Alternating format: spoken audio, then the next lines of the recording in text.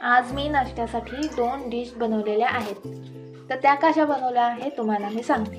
त्यासाठी मी आलं, लसूण, मिरची यांचा ठेचून ठेचा बनवून घेते.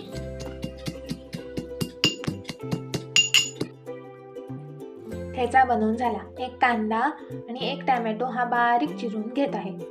त्यानंतर एकीकडे पास्ता सुद्धा मी उकडून ठेवला आणि पास्त्याचं जे शिजवलेलं पाणी आहे तेही वेगळं काढलं आणि मुगाची मिक्सरमधून बारीक पेस्ट करून घेतली.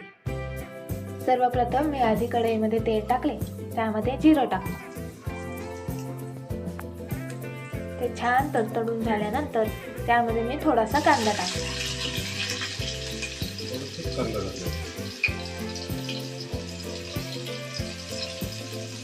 मग जो मी ठेचा केला होता त्यातील पुन्हा अर्धा ठेचा यामध्ये घालते आणि छानपैकी कांदा आणि तो ठेचा परतून घेत आहे. मग थोडासा टोमॅटोही परतून घेते.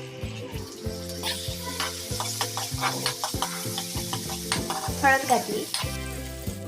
त्यानंतर मुगाची जी बारीक पेस्ट केली होती ती पेस्ट घेतली. इथं मी मोड आलेले मूग वापरले.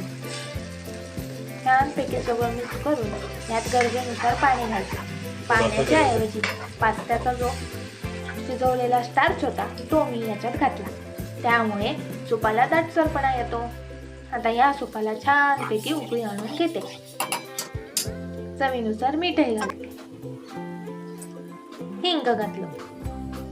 बघा, उकळी सुद्धा छान आलेली आहे.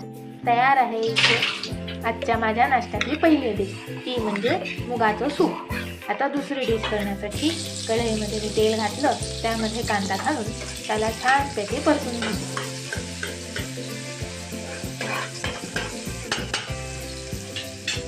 कांदा परतल्यानंतर राहिलेला अर्धा ठेचाही घालून त्यालाही छान परतले.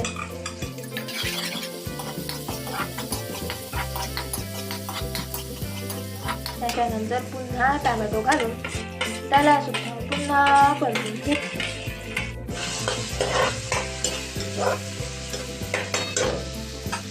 आता ह्यामध्ये मी soya sauce, green chilli sauce आणि रेड चिली सॉस हे तिन्ही एकत्र करून कांद्यावरच घालत आहे व त्याला छानपैकी मिक्स करून घेते.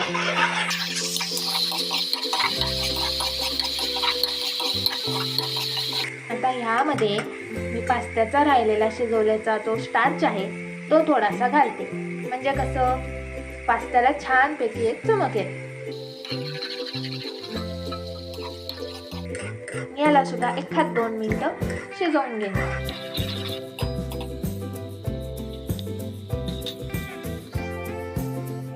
त्या 1-2 मिनिटं झाल्यावर शिजवून घेतलेला पास्ता यामध्ये मी ऍड करते आणि सगळा ग्रेव्हीचा जो मसाला आहे तो पास्त्याला मिक्स करून घेते.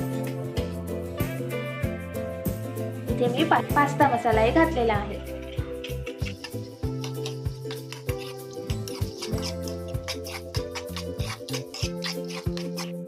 तर तयार आहे आजच्या माझ्या नाश्त्याच्या 2 डिश, एक म्हणजे पास्ता आणि दुसरं म्हणजे मुगाचं सूप.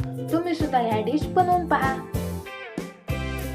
आणि व्हिडिओ आवडल्यास व्हिडिओला लाईक आणि चॅनलला सबस्क्राईब करा. अशाच नवनवीन रेसिपींसाठी